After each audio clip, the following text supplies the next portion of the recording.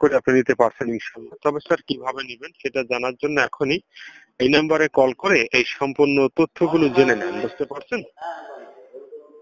মানে হ্যাঁ, লোকজন থেকে সরে, আমি কি বলি, লোকজন থেকে সরে টাকা পজিশন নিরিবিলি স্থানে বসে কল করবেন। কারণ আপনি যে নাম্বারটা ব্যবহার করছেন এই নাম্বারটা অভিযোগ কোনো কমপ্লেন না থাকার কারণে আশা করি আপনি গিফটটি পেয়েছেন। ব্যাপারটা খুব অ্যালার্ট এবং সাবধান সতর্ক থেকে কাজগুলো আপনাকে করতে হবে, বুঝতে পারছেন স্যার? হ্যাঁ, হ্যাঁ, ধন্যবাদ। আপনি এখনই নাম্বারটা কল করবেন একটু টাকা পজিশন নিরিবিলি স্থানে বসে। ওকে সাহেব? কিন্তু ভাইয়া মানে মানে আপনার তো মানে কোনো ইয়া নাই, মানে মানে আপনি মানে বাংলা লিঙ্ক কোম্পানি থেকে তো ফোন করলেন না, এটা তো অন্য নাম্বার।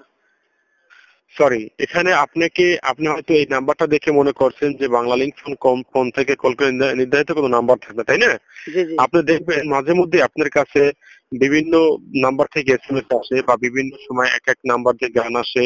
আর একটা সার্ভিস, যে কোনো কাজে একটা সার্ভিস ইউজ করা হয় না। এখানে আমাদের বিভিন্ন কাজে বিভিন্ন সার্ভিস নাম্বার ইউজ করা হয়ে থাকে স্যার, বুঝতে পারছেন? তো একটা সার্ভিস যদি ইউজ করা হতো তাহলে তো কোম্পানি কোনোভাবেই কাজ করে আগাতে পারতো না, তাই না? ঠিক আছে। আর আপনি যেখানে চাকরি কিংবা যাই করেন, এক সংসারে একটা জিনিস দিয়ে সব হয় না, এক একটা কাজে এক একটা জিনিস ইউজ করা হয়, তাই না? যদি মানুষ তাই হতো তাহলে একটা পাতিলের মধ্যে ভাত, তরকারি, মাংস, গোশত, বিরিয়ানি, রুটি সবকিছু তৈরি একটা ব্যক্তি করতো, ডিম ভাজা বা ভাজি করা, তাই না? এক একটা কাজের জন্য এক একটা পাত্র ইউজ করা হয়, এক একটা ভাবে ইউজ করা হয়, বুঝতে পারছেন?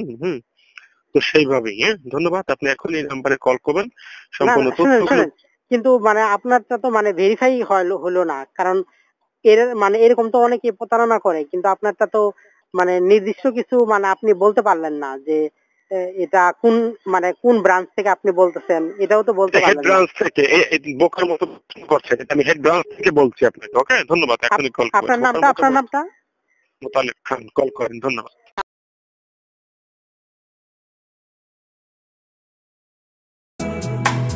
আমার স্বপ্ন জুড়ে তুই